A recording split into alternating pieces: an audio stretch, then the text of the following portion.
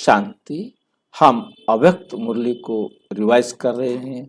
आज की अव्यक्त मुरली है 329 और ये बाबा ने मुरली चलाई थी 23 जनवरी 1977 को।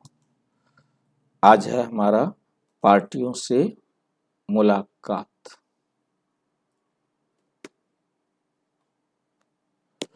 अभी अभी ऊपर और अभी अभी नीचे, इतनी एक्सरसाइज करने की प्रैक्टिस है।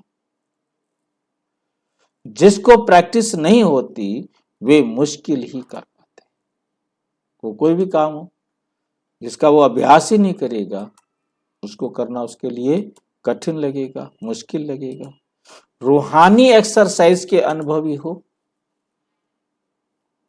अभी अभी डायरेक्शन मिले कि 1 सेकंड में बीज रूप में स्थित हो जाओ। बीज रूप स्थिति में स्थित हो जाओ।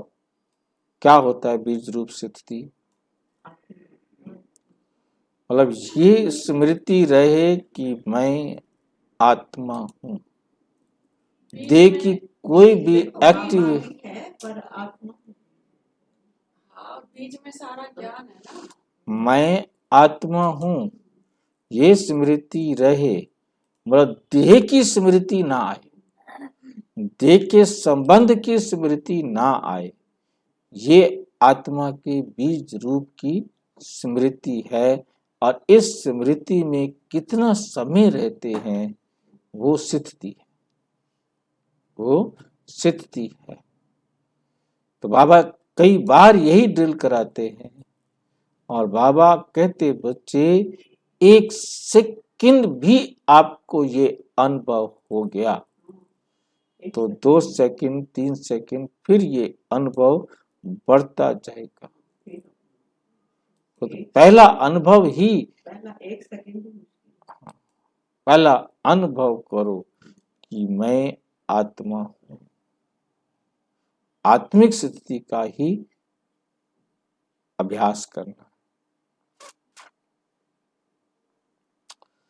जैसे डायरेक्शन देते हैं तो सेकंड में करते हैं ना।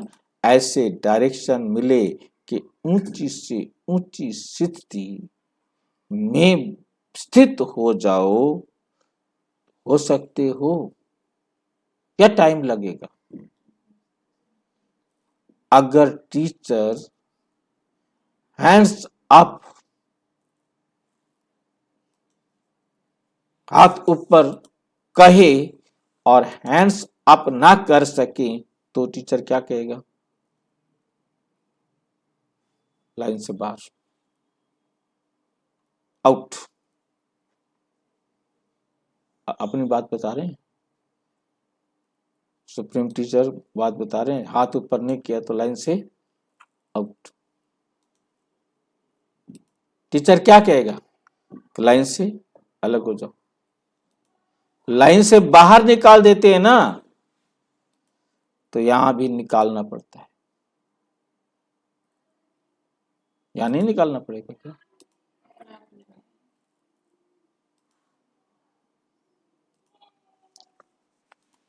ऑटोमेटिक अपने आप ही लाइन से आउट हो जाएगी।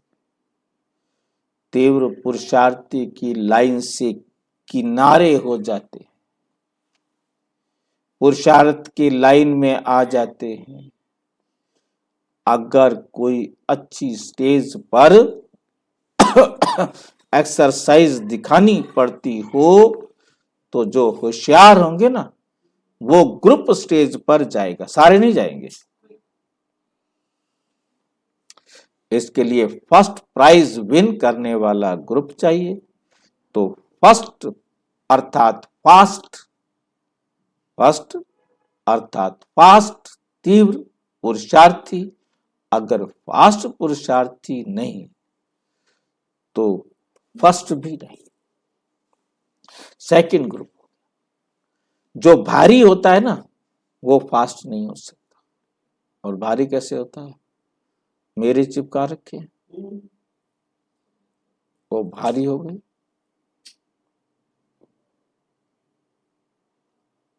कोई भी प्रकार का भारी पर व बोझ नहीं हो, निरंतर योग नहीं लगता, इसका मतलब भारीपन है। मतलब भारीपन है, बोझ है, बोझ नीचे ले आता है, बोझ नीचे ले आता है। नीचे ले आना ही सिद्ध करता है कि बोझ है, नहीं तो उड़ जाता। बॉडी कॉन्शियस, देह अभिमान है, नीचे ले आता है। जैसे बाप ऊंचे से ऊंचा, बॉडी नहीं है ना, ऊंचे से ऊंचा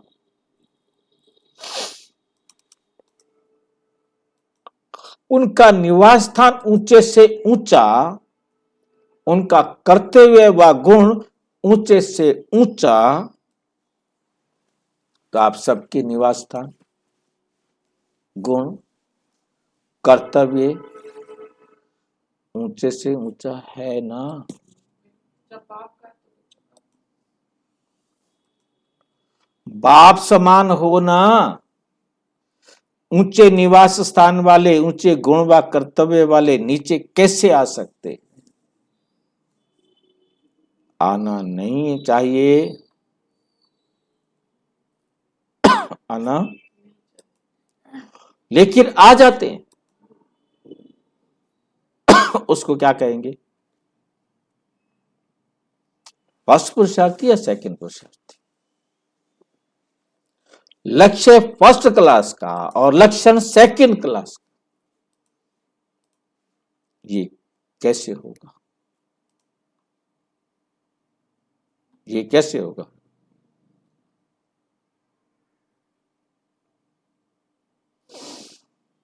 बैठना है फर्स्ट क्लास में और टिकट लिया सेकंड क्लास की, तो फर्स्ट क्लास में बैठ सकेंगे? माताएं और कन्याएं तो विशेष लक्की हैं, क्योंकि ये सबसे गरीब है। माताओं में से, कन्या में से कौन सबसे गरीब होती है? माताओं और कन्या में से कौन सबसे गरीब होती है? कन्या माता के पास तो कुछ नहीं। बिल्कुल। कन्या गरीब।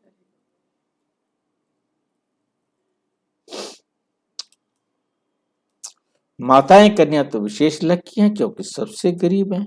बाप को भी गरीब निवास गाया हुआ है, साहूकार निवास नहीं, तो गरीब जल्दी पद पा सकते, साहूकार नहीं। अब आजकल तो ना कन्याएं गरीब हैं ना माताएं, तो पूरा बाबा किसका नवाज है। देखो, परसेंटेज निकालें तो फिर भी कम ही है ना, बल्कि पुरुषों के मुकाबले तो कन्याएं जो है ना, एक अधिकार है घर पे। कन्याओं को पैदा होते भी ये तेरा तेरा है ही नहीं। हाँ, वो वहां जाती है, वो पराये घर जाना है, वहां से देखिए, कहेंगे पराये घर ये कानून बना प्रधानमंत्री इंदिरा गांधी के बाप के कारण है जी। जो भी मतलब कानून बना, वह तो कानून भी गुप्त रीति चलता रहा, किसी को भी कई सालों तक पता ही नहीं था, ठीक है। और अब कानून पता लगा है, अब उसमें काफी अमेंडमेंट्स भी किए, क्या नए कानून बन रहे हैं।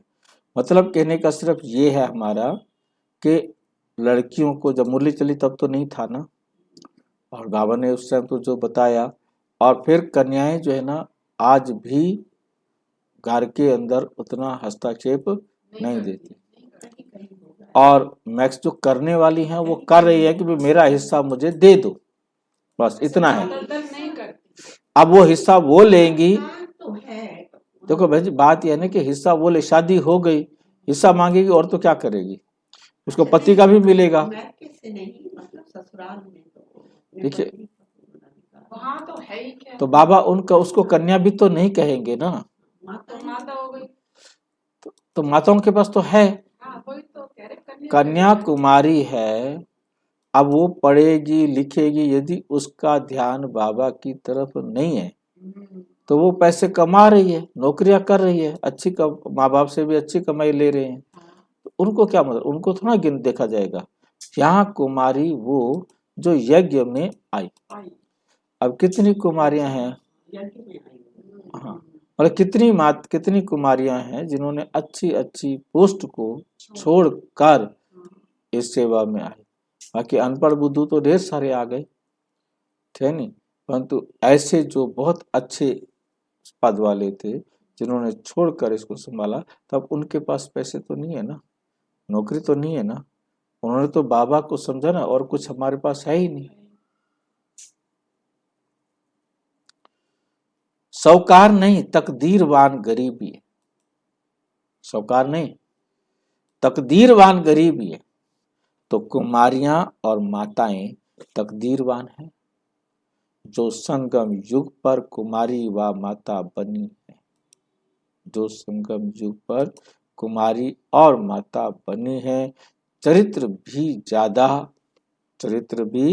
ज्यादा गोपी वल्लभ के साथ गोपियों के ही गाए हुए। गोपों के कम। तो लक्की हो जो गोपी तन में हो, लक्की हो जो गोपी तन में हो। आपका गायन लक्ष्मी नारायण के साथ हुआ ना। संगम युग में शक्ति फर्स्ट का बाप दादा का नारा है। स्वयं ब्रह्मा बाप ने भी किसको फर्स्ट किया, माताओं को समर्पण किया। सुनाया ना कि ब्रह्मा बाप की भी माता गुरु है। तो इतने तकदीरवान हो, इतना अपनी तकदीर को जानते हो, या मानकर चलती हो। मानकर चलना माना कहा किसी अंधविश्वास, भगत। किसी ने कहा चलो कि वही बात, हाँ, पर जान है यानी कि एक्सपीरियंस, अनुभव से, ज्ञान की समझ से। एक होता है जानना, दूसरा होता है मानना, और तीसरा होता है चलना। माताओं को बर्तबा कोई कम नहीं है। ऐसी माताएं जिनका शिव बाबा के साथ पार्ट है, शिव बाबा के साथ पार्ट है। इतना नशा है, इतनी खुशी है। इस स्टेज पर रहो तो खुशी में उड़ते रहे। परियां सदा उड़ती रहती। तो ऐसे संगम युग की परियां जो बाप के साथ साथ अव्यक्त वतन, मूल वतन में उड़ती रहती हैं। उड़ना माना ध्यान में जाना नहीं, उड़ना माना ध्यान में जाना नहीं। कितना क्लियर काट रहे हैं। लेकिन बुद्धि के विमान में सदा उड़ते, बुद्धि के विमान में, संकल्पों में उमंग उत्साह के भाव बुद्धि से आए। क्योंकि आप जैसे कोई भी बात सोच रहे हो, संकल्प कर रहे हो, और आपके अंदर उमंग उत्साह है, तो अच्छी तरह उसका परिणाम मिलता जाएगा। बुद्धि का विमान बहुत बड़ा है। बुद्धि द्वारा जब चाहो जहां चाहो पहुंच जाओ। एक है ध्यान से पहुंचना, एक है बुद्धि से पहुंचना। ध्यान में और बुद्धि में क्या अंतर करें? ध्यान से पहुंचने में और बुद्धि से पहुंचने में क्या अंतर करें? ध्यान में हम संकल्प दे रहे हैं बेसिर पैर के, बेसिर पैर के। अब वो कहेंगे बेसिर पैर के नहीं है। हम उनको बता रहे हैं कि लाल रंग का प्रकाश है जो हमारे चित्रों में दिया है, परम धाम, लाइटें चमक रही हैं, ठीक है ना? मतलब दिखा रहे हैं परम धाम का नजारा, दिखा रहे हैं, ऊपर सबसे ऊपर परम पिता परमात्मा, ये वो जो भी बता, मतलब जो मुरलियों में है वही तो बता रहे हैं हम, कोई अलग थोड़ा बता रहे हैं। अब ये ध्यान है या ये बुद्धि है? ये तो ध्यान है, बुद्धि तो आर्ग्यू करती है। बुद्धि आर्ग्यू करना अलग है, ज्ञान के आधार पर अपने आप को ले जाना, ये है बुद्धि की उड़ान। ध्यान नहीं कहेंगे। जहां ज्ञान से हटकर आप विमान पे उड़कर जा रहे हैं, प्रेम की किरणें आ रही हैं, शांति की किरणें आ रही हैं, यहाँ ये ध्यान आ जाए। ये कल्पना बीच में मिक्स हो गई। तो वही तो आप कह रहे थे कि लाल लाइट है या कुछ, ये क्या है? बुद्धि है? देखो ध्यान है। जो बाबा ने ये मुरली में ध्यान कहा, है। जो मुरली में कहा वो है बुद्धि। आप बुद्धि से सोच रहे हो, आप कोई सपने नहीं देख रहे हो कि वहां क्या है। अब सोचने के बाद ही तो रिजल्ट निकलता है। जब आपने सोचना शुरू किया, अच्छा वहां, क्योंकि आप जैसे हम शुरू में सोचते थे तो यही सोचते थे कि वहां क्यों गोल्डन लाइट है वहां पर, क्योंकि परमात्मा आत्मा गोल्डन है, आत्मा भी गोल्डन है, परमात्मा भी गोल्डन है, बुद्धि है। ये बुद्धि है। हाँ, तो वही आप आर्ग्यू करते हैं ना ऐसे। हाँ, तो जब उसके ऊपर हम चिंतन करेंगे, मनन करेंगे और फिर बाबा की श्रीमत के अनुसार उसके सच्चाई को समझेंगे, तब है बुद्धि की उड़ान। फिर आगे बढ़ेंगे ना, जब तक भी सेटिस्फेक्शन होता है, हाँ, समझ आती है, फिर बुद्धि स्वीकार करेगी ये राइट है। फिर बुद्धि के अंदर, क्योंकि बाबा ने मुरली में आप देखते हो कि कहाँ कहाँ एक एक लाइन में कुछ कुछ बता के छोड़ देते हैं। अब उनको समझना ये बुद्धि के द्वारा काम है। वही तो बाबा कहते हैं, विचार सागर मंथन करो, मन मना भाव करो, ठीक है मन ना? अब वो सपने देखने से तो कुछ फायदा नहीं ना, वो ध्यान अलग है। और ग्रंथ साहब में ना जन नानक ऐसे होता है। हम्म नानक जानता है, जन नानक, हम्म माने नानक नहीं, नानक ने मान लिया। जानो, ज्ञान मतलब जान नानक, नानक को समझो। अब नानक को समझ रहे, जन नानक यानी कि अनुभवी। इन चीजों का देखिए अनुभव नानक शब्द आया क्योंकि जानता है। नहीं, नानक शब्द आया कि नानक कह रहे हैं। नानक शब्द तो इसलिए लिखा गया ना कि नानक है जन जन, नानक कहते जानो, समझो, उसको समझो। नानक कह रहे हैं, नानक नहीं, नानक को, नानक जो है ना अपने ऊपर नहीं कह रहे, नानक ने तो अपना नाम दिया कि मैं कह रहा हूँ। हाँ जानो। हाँ, जानो, तो जानना है, समझना है, मंथन करना है, खाली सुनने से तो नहीं होगा ना। और हमने वहां सुना, हमने वहां सुना, घर आए पता ही नहीं क्या कहा, हमने आकर घर में अपने जीवन में परिवर्तन नहीं किया, फायदा क्या हुआ? वो तो फायदा वही क्या? सुना, वही झाड़ वहीं दिया। सुना और वहीं झाड़ दिया, वहीं से वहीं आगे। क्योंकि मंदिर में जाना, गुरुद्वारे में जाना हाँ, यही तो आज एक नियम बन गया है कि जाओ वहां शब्द सुनो, थोड़ी बस। देर फिर आ जाओ, खत्म बात। क्या सुना है? अच्छा अच्छा सुना है, हाँ, बस। हम मत्था टेक आए हैं। हाँ, मैं चटनी लगी हुई हूँ, पर मन टिक्का नहीं, क्योंकि समझ ही नहीं आ रहा। हाँ भाषा ही कुछ वो वाली वही, है, वहाँ की जो स्थानीय भाषा थी गुरु नानक को। मोटी बुद्धि नहीं, महीन बुद्धि। लेकिन महीन बुद्धि। तो अभी क्या करना है? बिल्कुल इस लोक के लगाव से परे, इस संसार में कहीं भी आपकी बुद्धि अटके नहीं, फंसे नहीं। इसको यहां तो कोई भी बेकार, क्योंकि आपने जैसे कहा ये गलत, गलत, आपकी कमांड काम करती है। आपने जिस चीज को गलत कह दिया वो गलत हो गई, वो आपके जीवन में एंटर नहीं करेगी। और आपने थोड़ा सा भी ढीला दे दिया है तो वो कभी भी एंटर कर सकती है। बिल्कुल इस लोक के लगाव से परे, ऐसा ही पुरुषार्थ है ना। इस लोक में है ही क्या? इस लोक में है ही क्या? असार संसार से क्या काम है जिसमें रस है ही नहीं? असार जिसमें रस है ही नहीं, सार है ही नहीं, उस संसार से क्या काम? तो फिर क्यों जाते हो? क्यों जाते हो असार संसार में?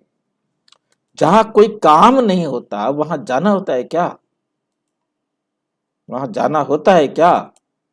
तो आप बुद्धि द्वारा जाना मत करो। जहां जाने से कोई फायदा नहीं, वो बुद्धि भी क्यों आ रहा है? क्यों आप वहां जा रहे हो? जब कोई प्राप्ति नहीं, कोई फायदा नहीं, तो बुद्धि क्यों जाती है? टाइम वेस्ट होगा ना, और फिर वापस लौटना पड़ेगा, फिर वापस लौटना पड़ेगा। वापस लौटने में समय और एनर्जी, शक्ति वेस्ट जाएगी। तो वेस्ट क्यों करते हो? वेस्ट क्यों करते हो? अभी तो 21 जन्मों के लिए जमा करना है। 1 जन्म 2 जन्म नहीं, 21 जन्मों के लिए जमा करना है।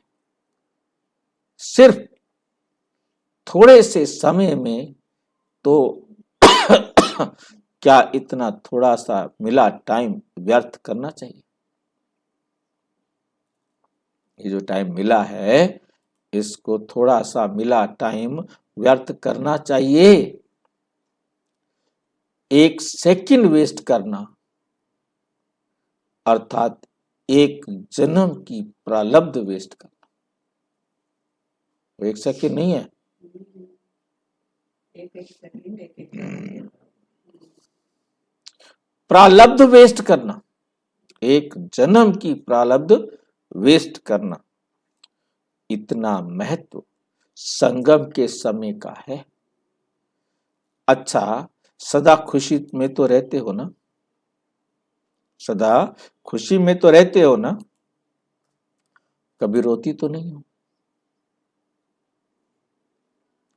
एक होता है आंख के आंसू और दूसरा होता है मन के आंसू। तो मन के आंसू भी नहीं आने चाहिए। उसमें क्या कहते हैं, मेरी किस्मत ही ऐसी। अंदर ही अंदर अंदर मन में दुख की लहर आना माना मन के आंसू। मन में दुख की लहर आई तो भी क्या हुआ? आंसू आ गए, मन के आंसू आ गए। तो आंसू ना आवे उनको भी आंसू बना देता है। मन रो रहा है, चाहे आंखों से नहीं हाँ, रो वो तो है ही, रोना तो है ही।